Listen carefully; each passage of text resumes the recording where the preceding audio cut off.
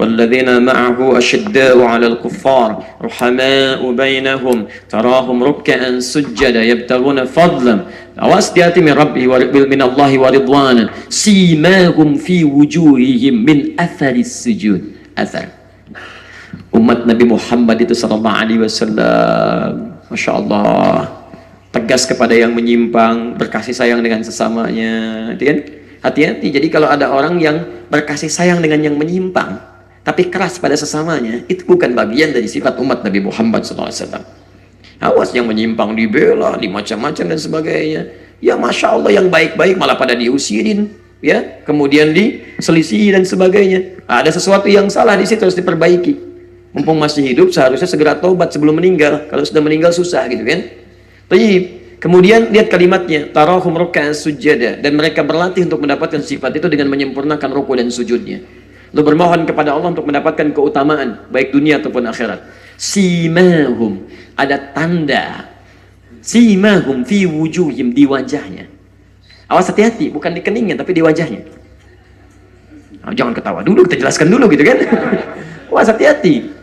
Simahum fi wujuhihim, ada tanda di wajahnya. Kalau kening itu jabha. Jabha. Kalau wujuh itu jamak dari kata wajah. Apa itu wajah? Nah, kalau tidak tahu katakan apa? Masya Allah. Apa itu wajah? Masya Allah. Baik. Yuk kita tanyakan. Wallahu a'lam, Allah yang tahu. Kita tanyakan kepada Allah. Satu, makna wajah yang pertama itu bagian muka dari kepala kita ini. Quran surah kelima ayat yang ke-6, ketika kita berwudu diminta membasuh wajah. Ya ayyuhalladzina amanu. Surah kelima Al-Maidah ayat ke-6, posisi paling kiri sebelah atas. Ya ayyuhalladzina amanu, hai orang-orang telah menyatakan dirinya beriman kepada Allah. Idza qumtum ilas shalah, pakai alif lam lagi salatnya. Jika Anda ingin menyempurnakan salat, faghsilu, maka mulailah basuh wujuhakum, wajah. Lihat wujuh, simahum fi wujuhihim, faghsilu wujuhakum. Jadi kalau diartikan wajah ini kening di sini, maka Anda wudunya cuma basuh ini aja. Tapi Anda basuhkan keseluruhannya dari batas atas sampai ke bawah. Yang ada jenggotnya di selai-selai juga. Ini menunjukkan wajah makna yang pertama. Yang kedua, wajah itu bisa diartikan adalah bagian yang tampak dari keseluruhan tubuh. Dari ujung kepala sampai ujung kaki. Ini wajah. Makanya ketika Anda sholat misalnya, Anda baca doa istiftah, di antara doanya di hadis riwayat Muslim, nomor hadis 1488, dari sahabat Ali bin Abi Thalib radhiyallahu ta'ala anhu, kata beliau, bima ma'na sallaitu khalfa Rasulillah sallallahu alaihi wasallam.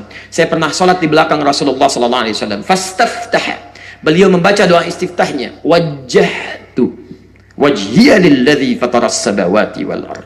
Saya hadapkan diri saya sepenuhnya, wajjahtu, dari ujung kepala sampai ujung kaki. Kalau diartikan cuman ini saja, berarti antum ngadap kiblatnya yang ini aja, gitu kan? Jadi begini. Nah, itu bisa salah. Paham ya? Saya pasrahkan diri saya sepenuhnya dari ujung kepala sampai ujung kaki. Makanya kalau orang mengatakan kalimat wajjahtu, maka dia akan pasrahkan ketentuan dari ujung kepala sampai ujung kaki menurut aturan Allah Subhanahu wa taala. Setelah sholat, nggak mungkin kepalanya melakukan aktivitas kecuali atas kehendak Allah, menurut ketentuan Allah. Matanya hanya akan melihat berdasar ketentuan Allah. Telinganya hanya akan dengar berdasar ketentuan Allah. Bicaranya hanya akan keluar kata-kata berdasar ketentuan Allah.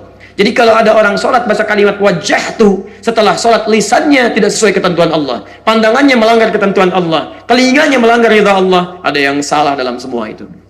Ada yang keliru.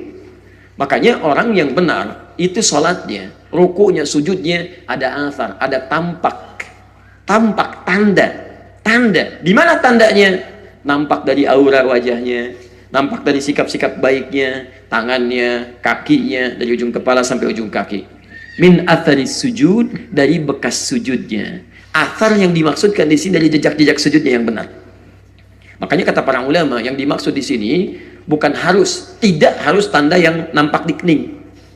Ya, jadi kalau ada orang yang punya tanda di keningnya misalnya, ya tanda hitam dan sebagainya, tapi tidak punya jejak-jejak seperti tadi, jejak sujudnya yang nampak dari aura kebaikan di wajahnya, senyumnya, kalau lihat orang ini teduh, enak, perilakunya baik, itu yang dimaksudkan.